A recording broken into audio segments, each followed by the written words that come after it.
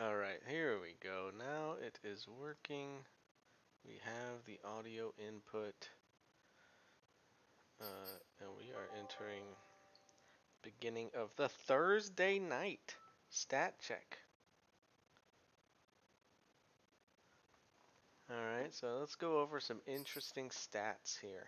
And type them up too. Why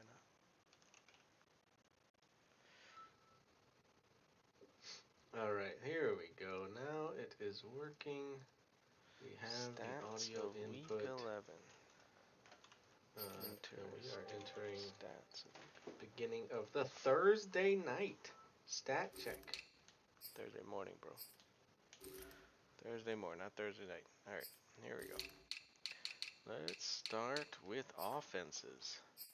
We have the #1 offense of the year, the offensive team of the year in offensive yards, being the Cowboys, closely followed by the Packers, although the Packers are a game ahead in this 6-4 and 8-2. No, they're not. But a week ahead, nonetheless. Great passing touchdowns, 21. Who leads the league in passing touchdowns? The undefeated Carolina Panthers. Oh no, they're 8-2 now. The once undefeated Carolina Panthers are now 8-2 with 25 passing touchdowns. And apparently, the rushing yards go to the Green Bay Packers, the most rushing yards in the league. Wow. Did not see that coming. They actually run more than they are a passing team. Of course, the Buccaneers with the ageless Tom Brady still tearing it up through the air. Chiefs, the Steelers, somehow with their rookie quarterback, are coming in with the 3rd most passing yards. That is something. We may have found the successor to Big Ben. Alright, moving on to defense. We will have the total yards allowed. The Bears with the least total yards allowed. Also followed by the Steelers. You're missing that pass offense with the great total yards allowed. You're doing really good. And let's see, how far do we have to go that down until we get to a Super Bowl contender, London Monarchs, their first season here in London with 3,200 passing total pass yards allowed. And as we go down the list, we get the Houston Oilers. Pretty high allow of total yards. But now let's dive into what may be holding these teams back. The pass yards. Oh, the Bears don't even. It's like a brick wall over there. Jesus. As we get to pass yards allowed, the Monarchs allowing some of the least yards in the league. The Oilers offering a decent bit more through the air. And then rush yards. Panthers stopping the run. Hello. Oh, good morning. Good morning.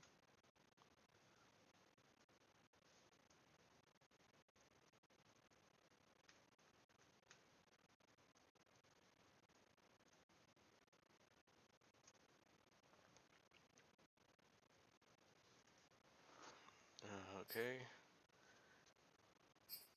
Good defenses here. Somehow the Monarchs still league the 2nd best defense in the league rating has really shown up a lot in the middle of the standings here when it comes to defense. Points allowed. The Green Bay Packers. The least points. So, yards don't matter unless you get them points. So I mean, which stat are we really looking at?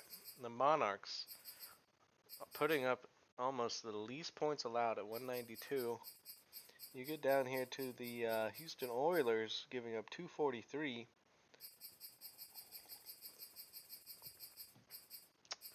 Really, even a game behind the Monarchs. So you really got to think about that mid-season turn they were both in. Let's move on do sacks. The sack leader, the Steelers, holding a huge.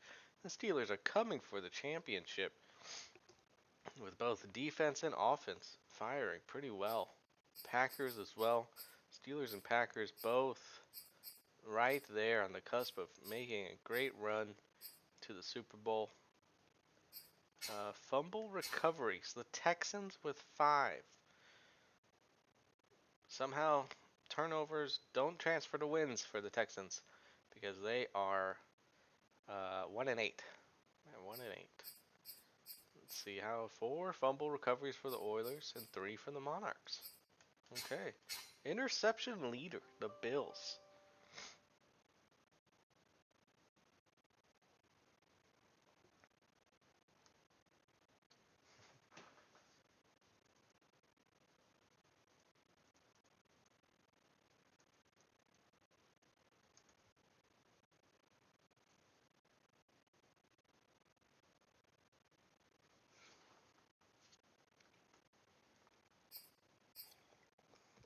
Sorry, I got work sometime. I got people messaging me. I gotta answer a little bit.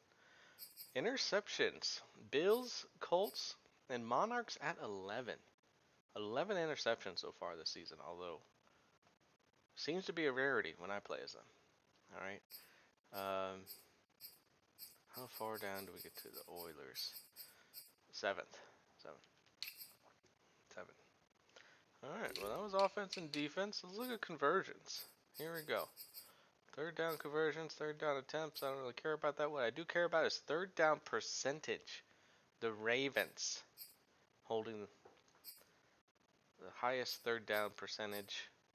Packers soon behind.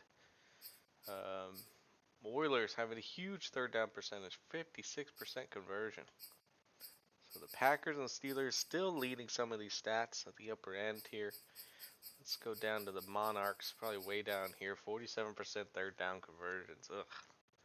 They have been struggling on offense this year, and maybe this could be why. Middle of the pack.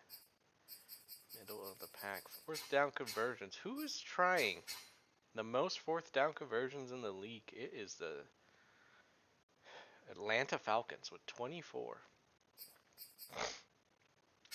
Fourth down conversions. The least successful fourth down team in the league is the Houston Oilers. Yeah, really question Riverboat Ron's strategy here. Maybe he just needs to give up the fourth down conversion altogether. How far? Where are the Monarchs on this list? Because they are a risky team. Let's see if it actually is paying off. 13 for 15, 86%, leads the league in fourth down conversion. They may as well just fire their punter because they are just moving the ball. What they fail on third down, they get on fourth down, apparently. 2-point conversions. The Raiders, Lions, Chargers, nothing too spectacular here. Is there any conversions? 2 for 2, 2 for 2, 1 for 1. It's not very interesting. All right, moving on. Red zone efficiency. What is this? Let's see. Red zone trips. The Packers with 42. The Panthers with 42. The Ravens with 42. And then we start bringing it down. Red zone trips.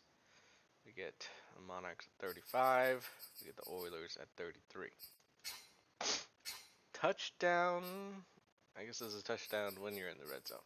All right. Cowboys. Great. Well.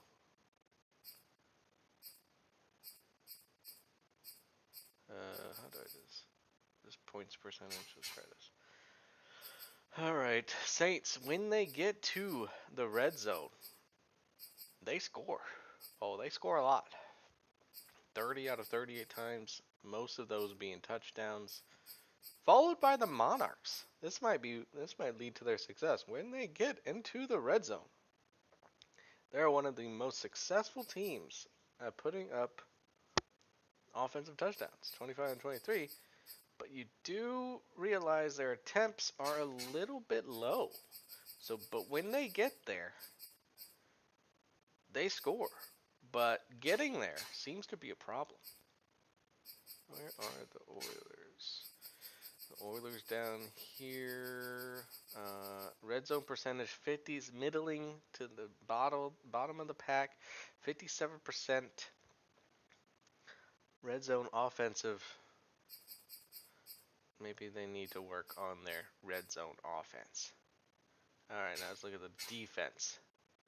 Red zone defensive trends. Touchdowns allowed in the red zone. The Falcons leading the league. The Patriots close behind. The Eagles, I'm surprised it's only 26. The Rams, only 22. The Oilers, 12th in the league, allowing quite a bit less once they get to the red zone. Their red zone defense steps up. And the Monarchs here, just about in line with the Oilers. Pretty close. Red zone point percentage. The Browns, the Steelers. Steelers are the steel wall of the red zone. Oilers 52, Monarchs 53. Red zone defenses. Really important here. Penalties. We saw a recent game with a bunch of penalties. Just drink coffee.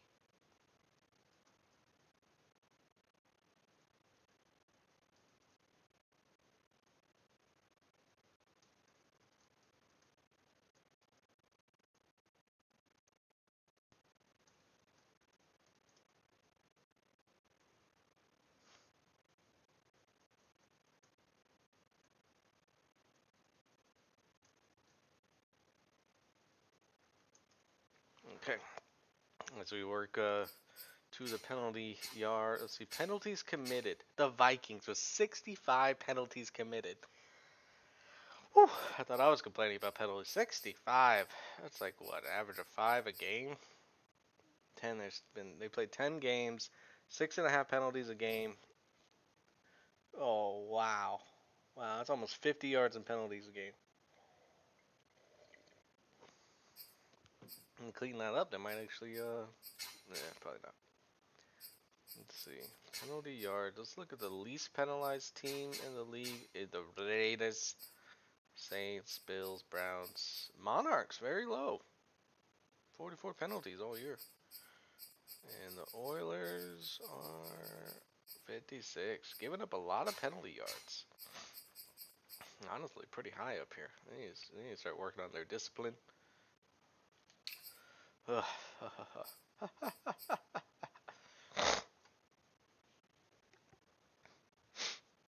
Turnover difference. Turnover difference. Okay, Bills with 11 turnover difference.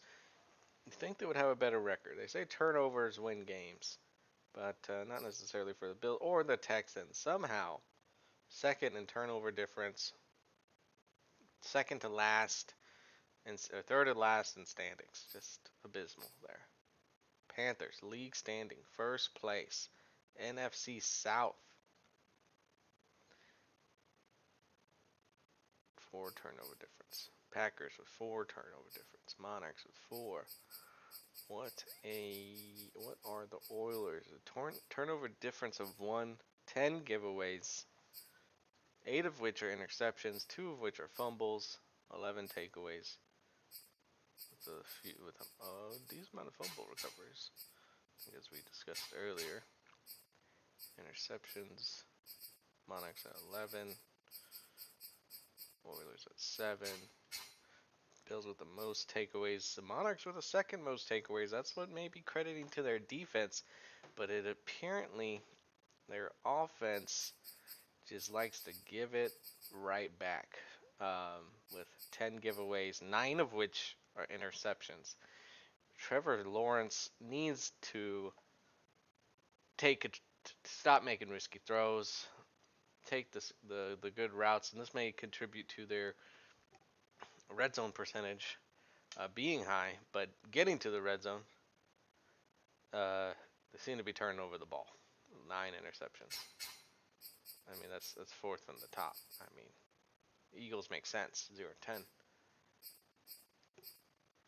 Patrick Mahomes. Oh, what is the A negative 10 turnover difference here. And they giveth and they giveth. Yeah. Bears with good defense. Yeah, I guess their offense just turns the ball over a bit. Offense, and that's it. That's it. That is the stats. Maybe we go into a little bit of player stats. I don't want to draw on player stats too long. Let's look at this. 18 passing touchdowns, 9 interceptions, 50% completion percentage. 65 is not bad. 228 average yards per game.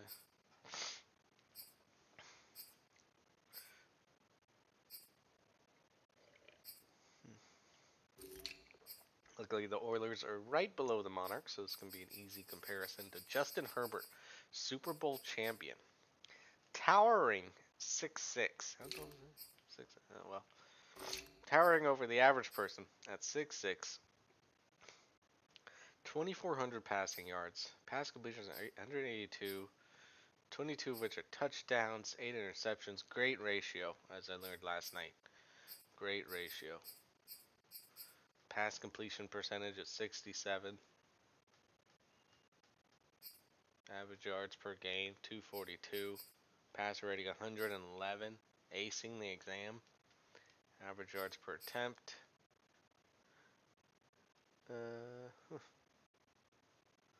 Average yards per attempt, 9. Longest pass, 50. Time sacked, 18. Time sacks. Wasn't I like 11? 14. That's not big. Holds on to the ball a lot, maybe. Maybe you gotta get the ball out of there. But he's got a strong arm, wants those deep routes. Alright, let's look at rushing. A lot of different attempts. Obviously, Antonio Gibson, the superstar out of Memphis, getting the majority of the carries. Rushing yards 725. That's almost as much as Ezekiel Elliott had in one game. One quarter, perhaps. Yards per carry 5.3 solid yards per carry. 5 rushing touchdowns. Yeah. Broken tackles 17. No fumbles. Takes control. Takes care of the football. James Robinson, 730 yards. Yards per carry 4.1. 8 touchdowns. 1 fumble. And they do a lot of split here. It's 169 to 67. It's similar split. 3 has more yards per carry than the starter. No touchdowns yet. Rushing with a lot less handoffs. Gets a lot less yards. Well, he does have a lot of downs played, but he comes out and in throwing situations, being a better catching halfback. So let's look at receiving here. Receptions position, receptions 50. Again, slightly more than the second, Laviska Chenault Jr. 712 total yards. Average reception 14. Average yards per game 71. Chenault getting a lot more touchdowns. Colin Johnson, somehow, a wide receiver out of Texas, his second year in the, or third year, I guess it's third year in the league, has 5 touchdowns, tying Chark. 6'6". I guess that's the red zone offense there for you, because he is able to just come on top of these third string cornerbacks as X Factor, DJ Chark and Chenault, superstar Chenault, take a lot of the attention. Johnson's able to just tower over some of these third string cornerbacks and get some of these red zones, but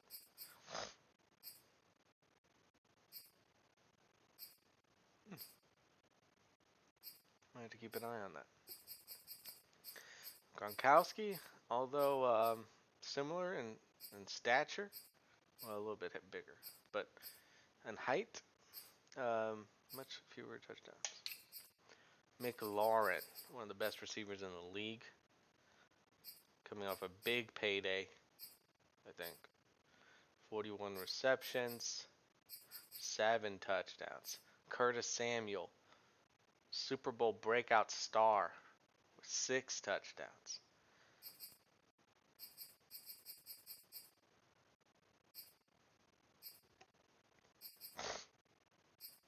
Hmm. 8, 11, 7, 12, 5, 6, 9. All right. Blocking, I don't really care. Doesn't really matter. Defense, okay. Solo tackles, Cole Holcomb. Would you look at that? 43 solo tackles. The total tackles of 64. He is a tackling machine. Oh, well, he's extra game. Tackles for loss 5. He's coming in. He's aggressive off the edges, out of the middle. He's an outside linebacker, so probably off the edges. Half a sack. 1 interception. Interception return yards. 99. Catches allowed. Coverage is weak, but blitzing is strong. Try to keep him out. Maybe keep an eye on that. Downs played 501. Games played. Defensive touchdowns. Punting. Kick return. John Elam. Average kick return yards at 237. Monarchs. Chris Claybrook. 501 kick return yards. He is a kick return specialist. Now, there were reports that Chris Claiborne, being the 6th wide receiver on the lineup, was on perhaps the cutting block, the chopping block, before, while they were going through that trade with the Browns to get the right tackle and the outside linebacker. And he may have been cut, but they realized that the kick returns were so valuable that they decided to kick a slightly better receiver to maintain the kick returns. Punt returns 131, 194, and we're here back at the beginning. Are there any stats across the NFL? Oh, sure. Okay.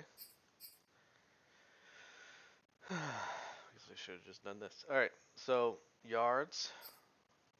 Tom Brady, ageless. Mahomes, McBride, Graham McBride, LSU rookie. I mean,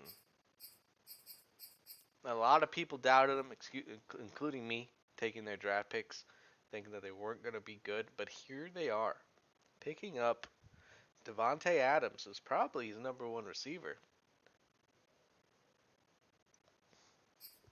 and getting the job done. I mean, they're not shying away from passing the ball either. 340 pass attempts. Oof. 22 touchdowns. Who leads the league in passing interceptions? Jalen Hurts from Eagles. That explains a lot. Baker Mayfield. Patrick Mahomes leads the league. Matthew Stafford. Zach Wilson. Somehow, Prescott has 9 interceptions. Trevor Lawrence with 9. He's definitely got to clean that up.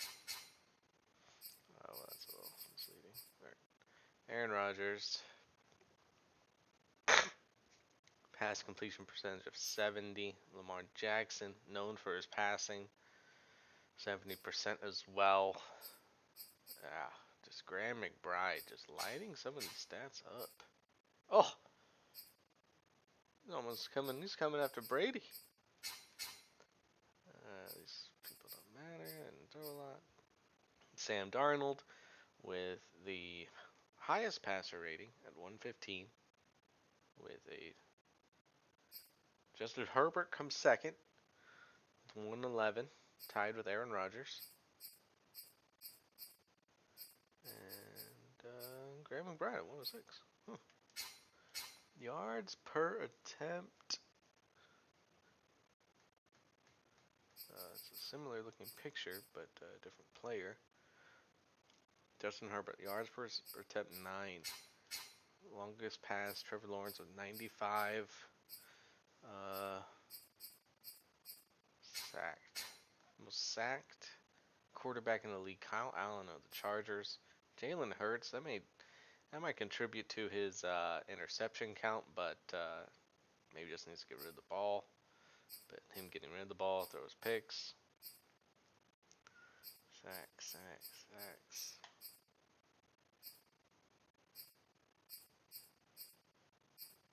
Justin Herbert, 18. Graham McBride doesn't get sacked. Trevor Lawrence doesn't get any pressure. He just gives the ball away.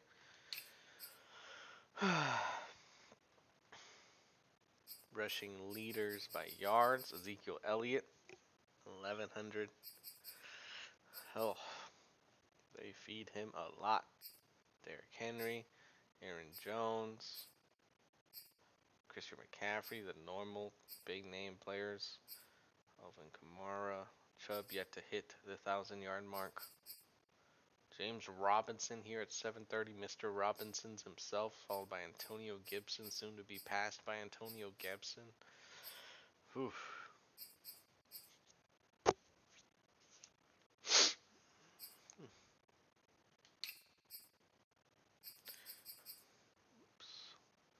Receiving leader. Let's see. Receiving total yards. Calvin Ridley out of Atlanta.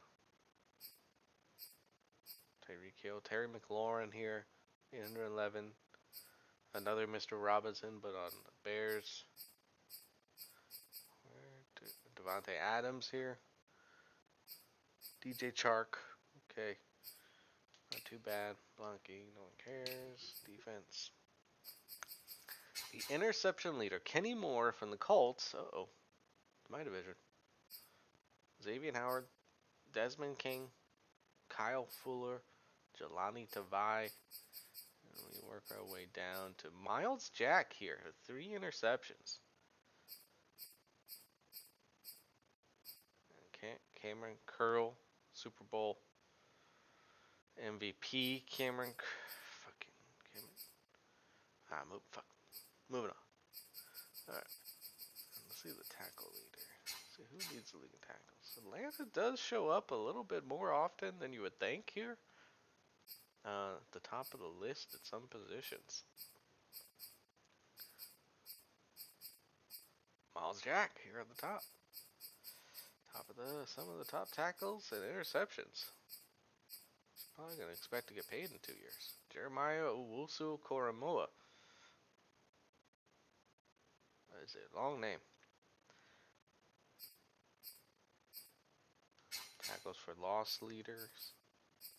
Then sack leader Aaron Donald, of course, with 15 sacks. God damn. J.J. Watt still old but good.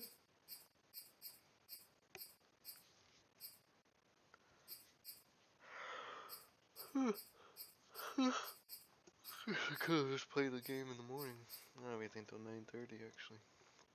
Josh Allen up here, I guess that's why he wants a paycheck. Interception, went over that.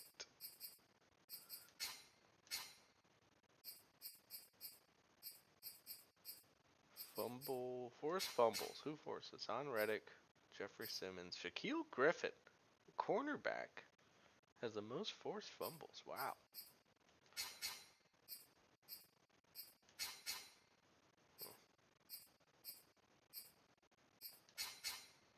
Cole Holcomb, defensive touchdown. Kenny Moore, defensive touchdown. Not a lot of defensive touchdown here. What else do we have? Alright, and here we are, back at the top. Take a look at the standings. Only one game has been played this week, so let's review the standings here. Let's go division by division. AFC, let's do it, AFC. Second ranked team in the league by no other than the Carolina Panthers. 7-3, tied with the Chiefs.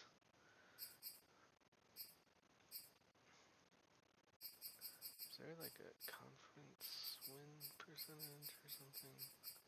Division wins. NFC wins 2. AFC wins 5. So they're winning within their division. They don't play too often outside of their conference. So streak on a losing streak. 2 games lost in a row after being such a winning team in Jacksonville. Coming to London, I mean, they've already tied their total losses from last year. We have to see them turn a few things around. Points for. I mean, they do have the third highest points for in their conference. Points against, you would think would be pretty high if they're losing.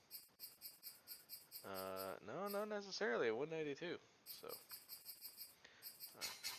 wins 7-3. We got Chiefs, Titans, Colts. Oh, stacked division. Monarchs, Titans, Colts, all in the same division. Oh, that is tough. 1 game between all of them. The Jets somehow 6-4. The Steelers here at 63, trying 1, 2, 3, 4, 5, 6, trying to maintain a playoff spot. You think with that rookie quarterback, they'd be a little bit doing so well, they'd be a little bit closer. Colts on a 4-game winning streak. All right, let's hit NFC. Packers 8-2. Oh, Panthers 8-2. Oh, very top-heavy division in a conference. It looks like, because you could hear the fourth is 6-4. When you looked at the AFC, 6-4 was, you know, pretty down there. That's their haven't necessarily played. Packers 8-2, Panthers 8-2, Buccaneers 7-2, Cowboys 6-4, and here you have the Oilers. Big conference games here between the Oilers and the Cowboys. The Oilers just coming off a win from the Cowboys, and they will play them again in a few weeks. The rest are actually not that good. But yeah, Packers, Panthers, Buccaneers. You can never bet against Tom Brady. These are your expected playoff teams, and then these teams are fighting for it. These teams are fighting for it. Expected playoff teams: Monarchs and Chiefs. Steelers, Titans, and Colts, and Jets apparently, all fighting for the playoff run.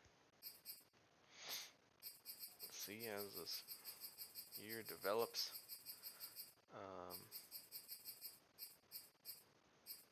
1-1 in overtime. Yep. And that will do it for our. Let's talk about future schedule. Future schedule for the Monarchs: Cowboys, Chargers, Giants. Middling teams. Chiefs. Oh, taking on the Chiefs at home. The Titans at home. I thought I played the Titans. Oh no, it's the Packers at home. All right, big game against the Cowboys.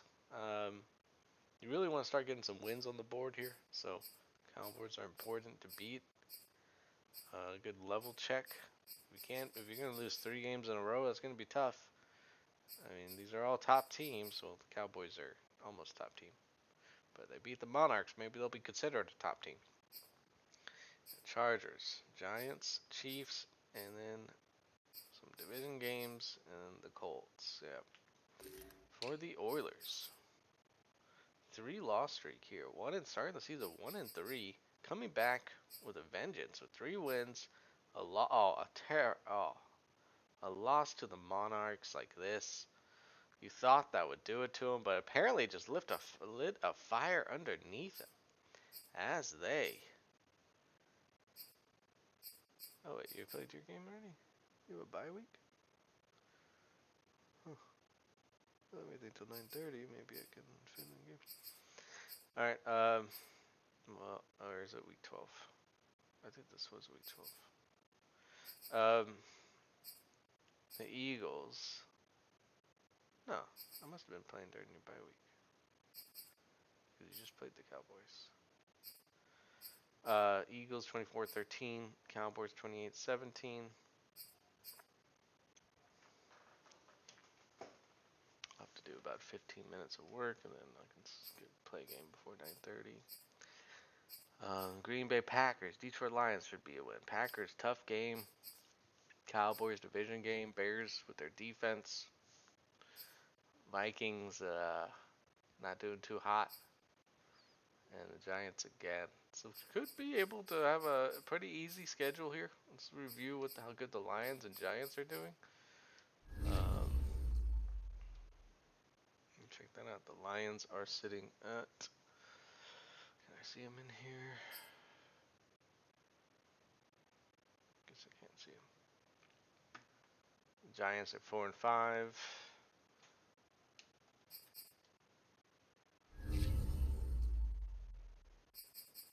The Lions are way down here. 2-3-7. Of course they're at the bottom of the standings. All right, I'll review the tape and see if Steven's on a bye, and maybe I'll just play my next game now. Yeah, this was my week 11 game, so we better make sure he was on week 11 that his bye was. Oh yeah, week 11 is his bye. Nothing to do off season wise. Oh,